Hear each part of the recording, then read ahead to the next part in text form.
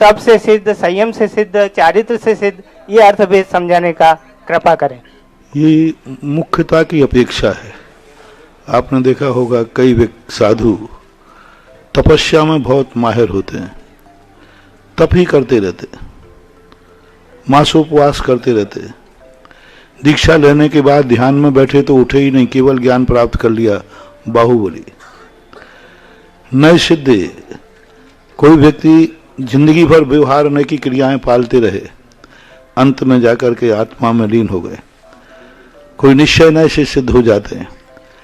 तो ये बहुलता की अपेक्षा, जैसे आम्र का बगीचा है, लेकिन आम के बगीचे में नीम का पेड़ भी हो सकता है, लेकिन बहुलता की अपेक्षा आम का बगीचा ही कहलाता है।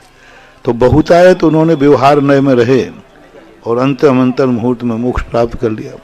तव सिद्धे नए सिद्धे, संयम सिद्धे, संयम का इंद्रिय और प्राणी संयम की तरफ उनका ध्यान रहा, तप नहीं किया, नयों के संबंध में ज्यादा नहीं रहे, जानते ही नहीं थे। मां तकेला संयम पालन करने में बहुत निपुण थे, जैसे शिवभूति महाराज। अब शिवभूति महाराज संयम में दृढ़ थे, लेकिन नय में तप में गौण थे, तो ये कहलाते हैं संयम सिद्ध। अंजन चोर है, जैसे अंजन चोर ने कुछ भी न तप किया, न विशेष संयम की क्रियाएं पालन की, लेकिन ध्यान सिद्ध हो गए। वो एकदम एकाग्रता ध्यान में ला करके उनकी सिद्धि हो गई। तो इस प्रकार से उनके अतीत जीवन में जो बहुलता से उन्होंने किया है, उस टाइटल के अनुसार फिर व्यक्ति को टाइटल मिल जाता है।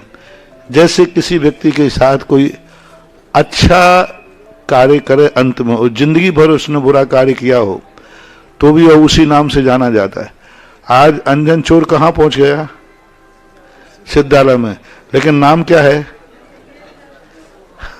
आज भी उसको चोरी कहते हैं। अब ये कह रहा है चोर सिद्ध क्योंकि जीवन भर चोरी की, अंत में जाकर के वह पल गया। एक सज्जन थे, उनकी तीसरी पीढ़ी में बाटे की दुकान थी जूते की। वो मेरे पास उनके हार हुआ, बोले महाराज जी आप जो विधान कहो, जितना दान कहो, सब कर लेंगे, बस हमारे साथ जो बाटा वाले जूता वाले सब लगा, ये हटवा दो।